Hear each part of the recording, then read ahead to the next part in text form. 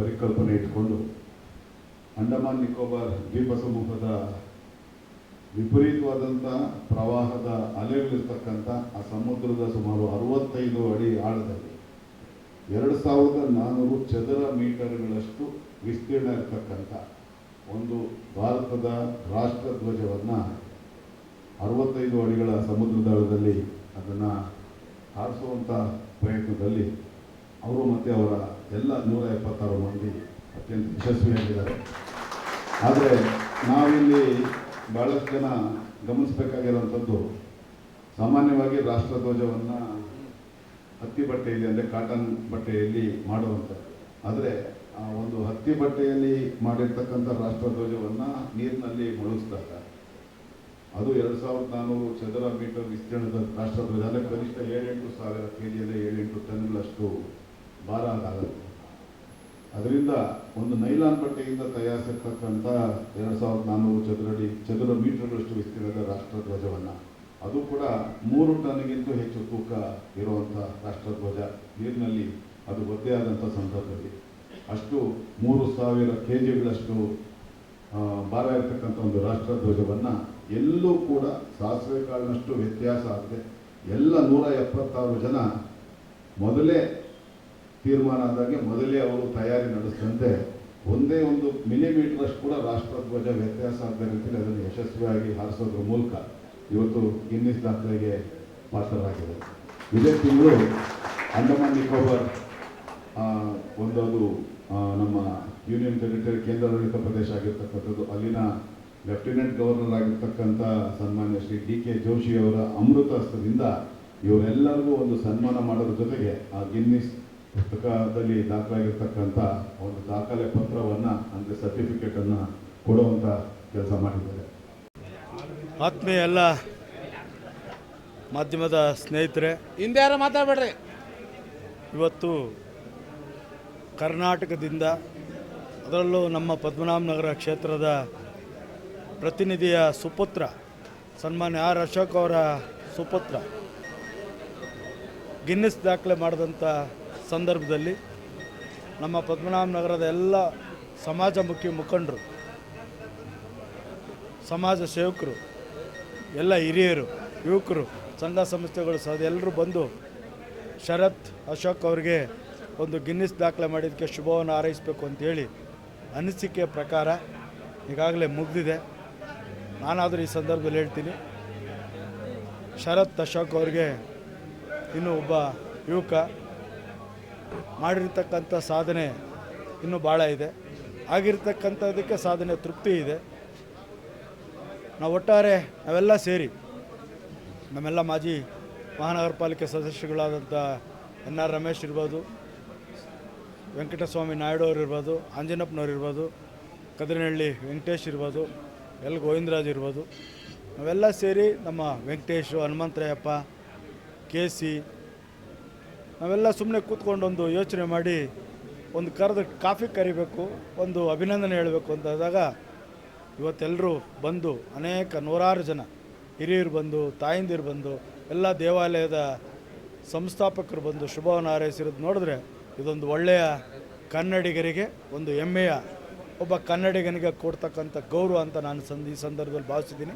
ಆ ಗೌರವಕ್ಕೆ ಪಾತ್ರರಾಗಿರ್ತಕ್ಕಂಥ ಶರತ್ ಅಶೋಕ್ ಅವರಿಗೆ ನಾನು ವೈಯಕ್ತಿಕವಾಗಿ ಎಲ್ಲರ ಪರವಾಗಿ ವಿನಂತಿ ಮಾಡೋದಿಷ್ಟೇ, ನಿನ್ನ ಸಾಧನೆ ಪದ್ಮನಾಭನಗರಕ್ಕೆ ಕೀರ್ತಿ, ನಿಮ್ಮ ಯಶಸ್ವಿ ಕರ್ನಾಟಕದ ಕನ್ನಡಿಗರಿಗೆ ಒಂದು ಕೀರ್ತಿ, ನಿಮ್ಮ ಭಾರತದ ಒಬ್ಬ ಹೆಮ್ಮೆಯ ಪುತ್ರ ಅಂತಲೇ ಹೇಳಬೇಕಾಗ್ತದೆ ಮುಂದಿನ ದಿನದಲ್ಲಿ. ಈಗಾಗಲೇ ಸರ್ವ ವಿಶ್ವೇಶ್ವರಯ್ಯನವರ ಸುಪುತ್ರ ಹೇಳಿದ್ರು, ಅವ್ರ ಮೊಮ್ಮಗ, ಇಂಥ ಒಂದು ಸುದಿನ ನಮಗೆ ಬರುತ್ತೆ ಅಂತ ನಾನು ಕನಸಲ್ಲೂ ಕಂಡಿರಲಿಲ್ಲ ಅಂತ. ಅನೇಕ ಚಲನಚಿತ್ರ ನಟರು ರಮೇಶ್ ಭಟ್ ಇರ್ಬೋದು, ಶ್ರೀನಗರ ಕಿಟ್ಟಿ ಇರ್ಬೋದು, ಎಲ್ಲರೂ ಅನೇಕ ದಿಗ್ಗಜರು ಬಂದು ಈ ವಯಸ್ಸಿನ ಒಬ್ಬ ಯುವಕನಿಗೆ ರಾಜಕಾರಣಿ ಮಗ ಅಲ್ದೇ ಎಲ್ಲೂ ಹಮ್ಮಿಲ್ಲ ಅಂಥೇಳಿ ಎಲ್ಲರೂ ಮಾತಾಡಿದಂಥ ಸಂದರ್ಭ ತಾವೆಲ್ಲ ನೋಡಿದ್ದೀರಿ, ನಾವು ನೋಡಿದ್ದೀರಿ.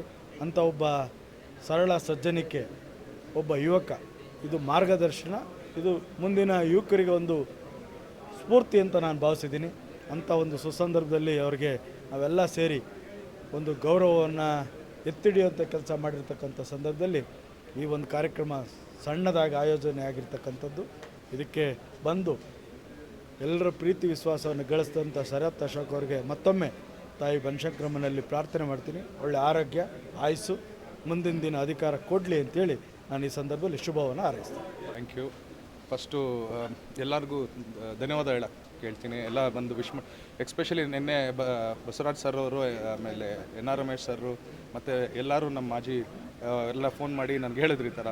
ನಾನು ಯಾವಾಗ ಹೇಳಿ ಸರ್ ಬರ್ತೀನಿ ಅಂತ ಇದು ಮಾಡಿದ್ದೆ. ಬಟ್ ಇಷ್ಟು ಅದ್ದೂರಿಯಾಗಿ ಎಲ್ಲ ಈ ಥರ ಇದೆಲ್ಲ ಮಾಡಿರೋದ್ರಿಂದ ನನಗೂ ತುಂಬ ಖುಷಿ ಆಗ್ತಾಯಿದೆ. ಒಂದು ದೇಶದ ಹೆಮ್ಮೆ, ಇನ್ನೊಂದು ಸ್ಟೇಟ್ದು, ಕರ್ನಾಟಕದಿಂದ ನಾನು ಒಬ್ಬರೇ ಮಾಡಿರೋದ್ರಿಂದ ಒಂದು ಕನ್ನಡಿಗರು ರೆಪ್ರೆಸೆಂಟ್ ಮಾಡಿ ನಾನು ಮಾಡಿದ್ದು ಅಂತ ಅನ್ಕೊತೀನಿ. ಸೊ ಇದೇ ಥರ ನಮಗೆಲ್ಲರೂ ಈ ಥರ ಆಶೀರ್ವಾದ ಪ್ರೋತ್ಸಾಹ ಇರಲಿ ಅಂದ್ಬಿಟ್ಟು ಕೇಳ್ತೀನಿ. ಜೈ ಹಿಂದ್, ಜೈ ಕರ್ನಾಟಕ. ಸರ್ ಅಲ್ಲಿ ಡೈಲಿ ನಾವು ಒಂದು 20-25 ದಿವಸದಿಂದ ಪ್ರಾಕ್ಟೀಸ್ ಮಾಡ್ತಾಯಿದ್ದು. ಡೈಲಿ 6 ಅವರ್ ನೀರಲ್ಲಿ ಇರಬೇಕಾಯಿತು. 6ರಿಂದ 8 ಅವರ್ ನೀರು ಒಳಗಡೆ, ಮೇಲಲ್ಲ. ಸೊ ಸ್ವಲ್ಪ ದಿನ ಬರ್ತಾ ಕಷ್ಟನೇ ಆಗ್ತಾಯಿತ್ತು. ಯಾಕೆಂದರೆ ಆ ಪ್ಲಸ್ ಒಂದು ಬಿಸಿಲು, 42 ಡಿಗ್ರಿ ಬಿಸಿಲು, ಆಮೇಲೆ ಪ್ಲಸ್ ನಮ್ಮದು ಆಕ್ಸಿಜನ್ ಸಿಲಿಂಡರ್ ಬೇರೆ ಡ್ರೈ ಆಕ್ಸಿಜನ್. ಸೊ ಒಳಗಡೆ ಲಂಗ್ಸಲ್ಲೆಲ್ಲ ಸ್ವಲ್ಪ ನಮಗೂ ಇದಾಗಿತ್ತು. ಸೊ ಬಟ್ ಎಲ್ಲರೂ ಬರೀ ನಾವೇ ಅಲ್ಲ, ಬರೀ Indian Navy, coast guard, police department, forest department ಎಲ್ಲರೂ ಸೇರಿ ಇದು ಒಂದು ದೊಡ್ಡ ಇದರಲ್ಲಿ ಮಾಡಿರೋದನ್ನು. ಸೊ ಹಾಗಾಗಿ ತುಂಬ ಯಶಸ್ವಿಯಾಗಿ ಪೂರ್ಣಗೊಳಿಸಿದ್ರೆ. ಸೊ ಅದಕ್ಕೆ ನಾನು ಹೆಮ್ಮೆ ಪಡ್ತೀನಿ. Thank you. ಸುರಕ್ಷತೆಗೆ ನಮ್ಮದೇ ಆದ ಡೈವಿಂಗ್ ಬೋಟ್ಸ್ ಇತ್ತು, ಡೈವಿಂಗ್ ಸಿಲಿಂಡರ್ಸ್, ಬೇರೆ ಸಿಲಿಂಡರ್ಸ್ ಇದ್ವು. ಆಮೇಲೆ ಡೈವಿಂಗ್ ರೆಸ್ಕ್ಯೂ ಟೀಮ್ ಅಂತಲೇ ಸಪ್ರೇಟಾಗಿ ಇಟ್ಟಿದ್ರಿ. ಸೊ ಯಾರಿಗಾದ್ರೂ ಏನಾದರೂ ಮೂರ್ಛೆ ಬಂದರೆ ಬಿಸಿಲಿಗೆ ಅಥವಾ ಏನಾದರೂ ಆದರೆ, ಯಾಕಂದರೆ ಡೈಲಿ 6 ಅವರ್ ನೀರಲ್ಲಿರಬೇಕು. ಸೊ ಅದರಿಂದ ಸೆಕ್ಯೂರಿಟಿ ಮತ್ತು ಕೋಸ್ಟ್ ಗಾರ್ಡ್ ಟೀಮಿಂದ ಅವರಿಂದ ನಮಗೆ ಸಪೋರ್ಟ್ ಸಿಕ್ಕಿದ್ರಿಂದ ಸದ್ಯ ದೇವ್ರ ದಯೆಯಿಂದ ಯಾರಿಗೂ ಏನೂ ಆಗದಿರ ಸುರಕ್ಷತೆಯಾಗಿ 176 ಡ್ರೈವರ್ಗಳನ್ನು ಸಾಧನೆ ಮಾಡಿ ಆಚೆ ಬಂದರು. ನಮ್ಮ ತಂಡಕ್ಕೆ ಯಾವತ್ತೂ ನಾನು ಚಿರಋಣಿ ಆಗಿರ್ತೀನಿ. ಬಟ್ ಒಂದು ಥ್ಯಾಂಕ್ಸ್ ಅಂತ ಹೇಳಬೇಕು. ದೊಡ್ಡ ನನ್ನ ಸಪೋರ್ಟ್ ಮಾಡಿ ಇಷ್ಟು ವರ್ಷ ನಾನು ಇದು ಮಾಡಿರೋ ಇದಕ್ಕೆಲ್ಲ ನನಗೊಂದು ಆಪರ್ಚುನಿಟಿ ಇದ್ರಲ್ಲಿ ಕೊಟ್ಟಿರೋದಕ್ಕೆ ನಾನು ಯಾವತ್ತೂ ಹೆಮ್ಮೆ ಆಗುತ್ತೆ. ಸೊ ಹಾಗಾಗಿ ಅವ್ರಿಗೂ ಎಲ್ಲರಿಗೂ wish all the very best ಅಂತ ಹೇಳ್ತಾ, ಮುಂದಿನ ದಿನಗಳಲ್ಲಿ ನಾ ಯಾವುದಾದ್ರೂ ಬೇರೆ ಮಾಡೋಣ ಅಂದ್ಬಿಟ್ಟು ಇದು ಮಾಡ್ತೀನಿ. Thank you. ಜೊತೆಗೆ ಇಲ್ಲಿ ನಮ್ಮ ವೃತ್ತಿ ಬಾಂಧವರು 5-6 ಜನ ಇದ್ದಾರೆ, ದೊಡ್ಡ ಹೋರಾಟಗಾರರಿದ್ದಾರೆ. ನನ್ನ ಹೆಸರೇ ಅವ್ರದ್ದು. ಆದರೆ ನನಗೆ ಹೋರಾಟ ಮಾಡೋ ಶಕ್ತಿನೂ ಇಲ್ಲ, ಧೈರ್ಯನೂ ಇಲ್ಲ, ಎಂಥದ್ದು ಇಲ್ಲ. ಹಿರಿಯಕ್ಕೆ ಬಂದು ಅಸಹಾಯದಂಗೆ ಇದ್ದೀನಿ ಅಂತ ಎಲ್ಲರೂ ಹೇಳ್ತಾ ಇದ್ದಾರೆ. ಗಣ್ಯರಿದ್ದಾರೆ. ಶರತ್ ಅಶೋಕ್ ಅಂತ ಒಂದು ಫೋಟೋ ನೋಡಿದ್ದೆ, ಆಗ ಇಷ್ಟು ದಪ್ಪ ಇರಲಿಲ್ಲ. ಈ ಮೈ ಹೊತ್ಕೊಂಡು ಅಂತ ಒಂದು ಮಹಾಸಾಗರದಲ್ಲಿ ಹೇಗಪ್ಪ ಮಾಡಿದ್ರು ಅಂತ ಮೈ ಜುಮ್ ಅನ್ಸುತ್ತೆ. ಆ ಭೇಟಿ ನೋಡಿದಾಗ ಆ ಥರ ಅನಿಸ್ಲಿಲ್ಲ. ರಮೇಶ್ ಅವರು ಮಾತಾಡ್ತಾ ಇದ್ದಾಗ ನನಗೆ ಮೈ ಜುಮ್ ಅಂತ. ಇದು ಅಂತಿಂತ ಗುಂಡಿಗೆ ಅಲ್ಲ. ಮನಸ್ಥೈರ್ಯ, ಒಂದು ಅವರ ಸಾಮರ್ಥ್ಯದ ಒಂದು ಕಾನ್ಫಿಡೆನ್ಸ್ ಎಷ್ಟಿರಬೇಕು.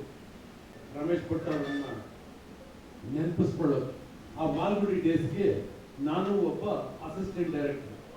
ಆ ಸಿನಿಮಾಗೆ ಅಂಡರ್ ವಾಟರ್ ಶೂಟಿಂಗ್ ಮಾಡೋದಕ್ಕೆ ಅಂತ ಹೇಳಿ ಒಂದು ಬಾಕ್ಸ್ ತಯಾರು ಮಾಡಿದ್ವಿ. ಆ ಬಾಕ್ಸ್ ಒಳಗಡೆ ಕ್ಯಾಮ್ರಾ ಇಡಬೇಕು. ತೀರ್ಥಹಳ್ಳಿ ಹತ್ರ ಯಾವುದೋ ಒಂದು ಸಣ್ಣ ನದಿಯಲ್ಲಿ, ಸೀತಾ ನದಿ ಅಂತ ಅದ್ರ ಹೆಸರು, ಆ ಜಲಪಾತದ ಹತ್ರ ಆ ಬಾಕ್ಸ್ ಅನ್ನ ಕೆಳಗಡೆ ಬಿಡಕ್ ಹೋದ್ರೆ ಆ ಪ್ರೆಷರ್ ಹೆಂಗಿತ್ತು ಅಂದ್ರೆ, ನಾವು ಕಟ್ಟಿದ್ದ ಬಾಕ್ಸ್ 2 ನಿಮಿಷ ಪಾಠ ತೊಳೆದ್ವಿ. ಅಂದ್ರೆ that is the amount of pressure in side.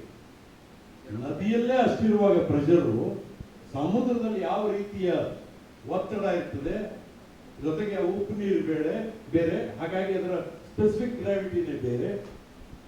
ಇಂಥ ಕಡೆ 127 ಜನರನ್ನ ಕಟ್ಟಿಕೊಂಡು ಸುಮಾರು 30 ಕ್ವಿಂಟಾಲ್ ಅಂದ್ರೆ 30 ಕ್ವಿಂಟಾಲಿನ ಬಾವುಟವನ್ನ ಹಾರಿಸುವ ಪ್ರಯತ್ನ ತೇಲಿಸುವ ಪ್ರಯತ್ನ, ಅದಕ್ಕೆ ಔಪರ್ಯಾದೆ ಆಗದ ಹಾಗೆ ತೇಲಿಸುವ, ಸಮುದ್ರದ ನೀರಿನಲ್ಲಿ ತೇಲಿಸುವ ಪ್ರಯತ್ನ.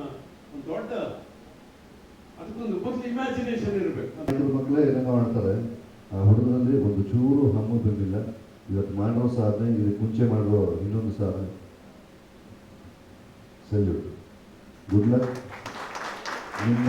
ನಿನ್ನ ಸಾಧನೆಯ ಹಾದಿ ಹೀಗೆ ಮುಂದುವರಲಿ, ಇನ್ನು ಹೆಚ್ಚಿನ ಕೆಲಸವಾಗಲಿ. ಅಲ್ಲಿ ಮಾಡೋ ಸಾಧನೆಗಿಂತ ಈಗ ನಿನಗೂ ಆಸೆ ಇದೆ ರಾಜಕಾರಣಕ್ಕೆ ಬರಬೇಕು ಅಂತ. ದಯಮಾಡಿ ಬಾ. ನಿನ್ನಿಂದ ಯಾವುದೇ ಕ್ಷೇತ್ರದಲ್ಲಾದರೂ ಸಾಧನೆಗಳು ಪ್ರಾಮಾಣಿಕವಾಗಿ ನಿಷ್ಕಲಂಕವಾಗಿ ಚೆನ್ನಾಗಿರಲಿ. ಎಲ್ಲ ಬಡಬಗರಿಗೂ ದೀನದಲಿತರಿಗೂ ನಿಮ್ಮಿಂದ ಸಹಾಯ ಆಗಬೇಕು. ಒಳ್ಳೆಯದಾಗಲಿ, ಒಳ್ಳೆಯದಾಗಲಿ.